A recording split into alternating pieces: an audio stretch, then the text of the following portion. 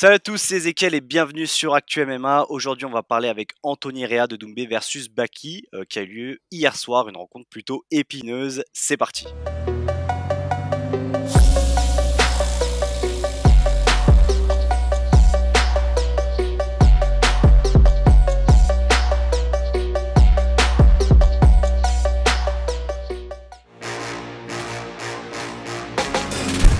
Parie sur l'app numéro 1 avec Unibet et profite de 100 € de bonus sur ton premier pari. On remercie Unibet qui nous accompagne et sponsorise le podcast. Unibet vous propose jusqu'à 100 € de bonus sur votre premier pari. Le code promo ActuMMA est disponible en description. On rappelle que les paris sont interdits aux mineurs et que vous devez parier avec prudence et modération car cela peut être dangereux. Et on va démarrer tout de suite par l'analyse du premier round. Anthony, qu'est-ce que tu en as pensé de ce premier round ? Alors, le premier round de ce combat était très intéressant de manière globale et pour moi en particulier, je l'avais dit lors du podcast de présentation de ce combat, on a besoin de réponses. Doumbé, il y avait beaucoup d'interrogations sur la partie. Alors le striking, on le sait, on sait que ça, il est au top. Ce qu'on voulait savoir, c'était surtout la partie lutte, grappe, on va dire, de Cédric Doumbé. On a eu des éléments de réponse. On a eu aussi des éléments de réponse par rapport à Baki. Le striking, du moins dans tous les cas, d'affronter un striker du calibre de Cédric Doumbé. Clairement, le premier round à l'avantage de Baki, qui a été très opportuniste, intelligent. Il a fait ses premières rentrées les saisies en fait sur coup de pied, en ligne basse. Et voilà, et puis plusieurs fois. Il n'est pas arrivé à contrôler complètement Cédric Doumbé. Surtout Cédric Doumbé, ça a été aussi intéressant à voir, c'est qu'on a vu quand même il avait quand même un système défensif au sol qui a pas mal embêté quand même Baki, parce qu'il a fait qu'il était assez instable et dans tous les cas Baki n'a pas arrivé à véritablement pouvoir faire des frappes significatives, on va dire, dans son jeu, et même carrément, il a très peu frappé quand même sur les phases de combat au sol. Donc voilà, on a eu des éléments de réponse, c'était très intéressant, mais clairement, pour moi, bien évidemment, le premier round va du côté de Baki, avec ses nombreuses amenées au sol et ses contrôles quand même au sol, et le fait qu'il ait pris quasiment aucun coup sur les échanges debout. Exactement. Ensuite, il y a eu le second round. Du coup, là, on a vu que c'était peut-être un peu plus équilibré. Cédric a pu mettre à exécution un peu plus de striking. Ouais. Qu'est-ce que tu en as pensé de ce second round ? Le second round, effectivement, ça a été beaucoup plus équilibré. Cédric Doumbé, on va dire, est arrivé à réajuster ce qu'il y a fait défaut sur la première reprise. C'est là où on voit de toute façon toute son expérience et son expertise là-dessus. Ça a été effectivement un round beaucoup plus équilibré. Baki, on a vu aussi des choses intéressantes de son côté. C'est resté un peu plus debout. On a vu qu'il avait pris aussi un peu confiance dans son jeu debout. Qu'il avait compris, entre guillemets, comment fonctionnaient certaines choses au niveau du striking avec Doumbé. Il a été très intelligent, il n'est pas allé à la guerre. Bon, ça, de toute façon, je crois qu'on a tous compris, il ne faut pas aller à la guerre avec Cédric Doumbé, à moins de vouloir finir KO. Donc, ça a été très intelligent. Mais effectivement, un round beaucoup plus équilibré, peut-être avec un léger avantage pour Cédric Doumbé, mais encore une fois, qui n'est pas équivalent à la première reprise à l'avantage de Baki. Voilà, je pense que Baki était quand même beaucoup plus dominateur sur la première reprise que ce que n'a été Cédric Doumbé sur la seconde. Sur la seconde, effectivement. Ensuite, il y a eu le troisième round, le fameux troisième round. Voilà, très controversé. Du coup, concernant ce troisième round, alors on a vu que Cédric est quand même rentré un peu plus dans le combat dès le début. Ouais. Mais pour rappel, le combat il a quand même été interrompu en faveur de Baki au troisième round, après moins d'1 minute de combat. En effet, Cédric Doumbé se plaignait d'une gêne au niveau de l'orteil. Donc l'arbitre lui a fait signe de continuer, mais une seconde fois, les combattants ils se sont arrêtés à cause de la gêne de Cédric Doumbé. Et l'arbitre a mis fin à la rencontre. Donc on a compris par la suite que la gêne était due à une écharpe dans l'orteil de Cédric Doumbé. Alors forcément, cette décision a fait beaucoup parler et a suscité beaucoup de débats. Et Anthony, je vais te demander qu'est-ce que tu en penses forcément de cette décision ? Alors, déjà au niveau purement sportif et au niveau du règlement sportif, l'arrêt en soi est justifié parce que l'arbitre, entre guillemets, a appliqué tout simplement le règlement. Des règles unifiées du MMA qui sont en vigueur en France. Il ne peut pas en fait intervenir pour, entre guillemets, pour ce type de cas, en fait. Voilà. Il peut arrêter le combat, ou parce qu'il y a une domination technique où l'intégrité physique est mise en danger, avec des actes réguliers, des techniques autorisées, ou il y a un coup interdit, et les coups interdits, c'est voilà, les coups dans la colonne, dans le bas-ventre, un doigt dans l'œil, etc. Là, en l'occurrence, c'est complètement extérieur. Et déjà, de toute façon, il faut bien se mettre dans la place aussi de l'arbitre. Il ne sait pas.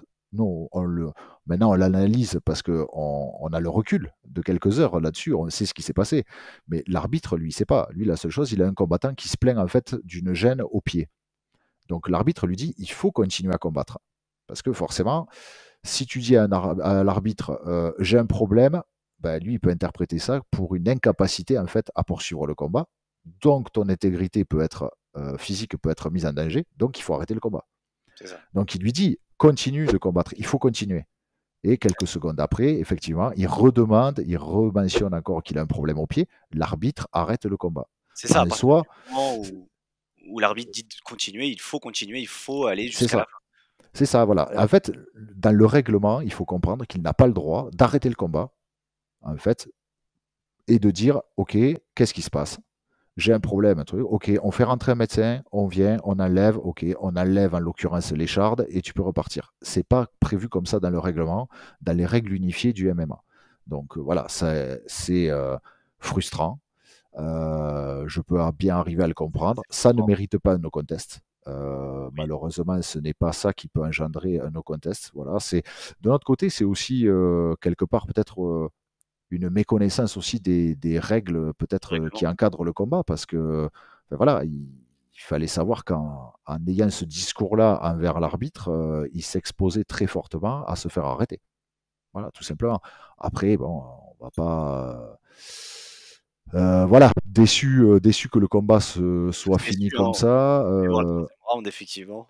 Voilà, ouais, voilà, on aurait aimé voir un troisième round complet, voir ce qui allait se passer. Est-ce que Doumbé allait continuer, entre guillemets, potentiellement à monter en puissance? Est-ce que Baki allait arriver, pourquoi pas, à le ramener au sol et refaire un peu son jeu du premier round? Donc je pense que tout le monde est resté sur sa faim. C'est vrai qu'en même temps, bon voilà, c'est assez frustrant. Tout le monde a attendu ce combat et voilà, c'est comme on dit, c'est la montagne qui accouche un peu d'une souris, quoi. Exactement. Exactement. Et effectivement, on est frustré de ne pas avoir vu ce troisième round, mais peut-être qu'on aura potentiellement une revanche. Effectivement, ça devrait logiquement avoir lieu parce que les combattants en ont parlé lors de la fin du combat. Donc, admettons qu'il y ait une revanche. Anthony, toi, par rapport à ce qu'on a observé pendant cette soirée, par rapport au déroulement de celle-ci, comment tu penses que une revanche, comment ça pourrait, comment ça se déroulerait finalement en cas de revanche? Alors, en cas de revanche, euh, je pense que Doumbé peut tout refaire encore sur le combat. En fait, il va avoir l'un et l'autre d'ailleurs, hein, ils vont avoir des éléments en fait par rapport à l'adversaire. C'est ça. Donc forcément, les dés vont être entre guillemets pipés. Voilà, il y a déjà eu un premier affrontement, ils se sont affrontés pendant une dizaine de minutes, donc ils ont pu se jauger, ils vont pouvoir analyser tout ça. Du coup, tout peut arriver sur le second combat. Maintenant, si on, on, on part dans l'idée que ça pourrait être un bis repetita, je pense que la prochaine fois, les cotes de Baki ne seront pas les mêmes. Ok. Bon, Non, mais voilà, très ouais, honnêtement, on savait que Baki était un combattant très dangereux, qui pouvait poser des gros problèmes à Cédric Doumbé, et il a prouvé.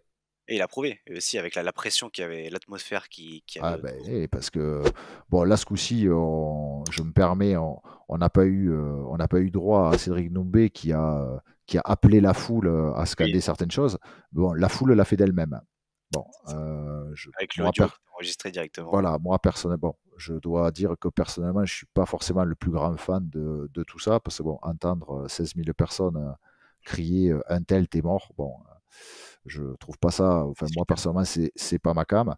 On espère avoir la revanche. Alors, voilà, je vais leur conseiller quand même de bien se nettoyer les pieds, de mettre des chaussettes, C'est ça. comment on Des appelle chaussettes ça? adhésives. Voilà, on va se protéger les trucs, les hommes de coin aussi, pour éviter de ramener des échardes, etc. Parce que Des bon, franchement, précautions. c'est vraiment dommage. Après, bon, la question, je peux comprendre qu'une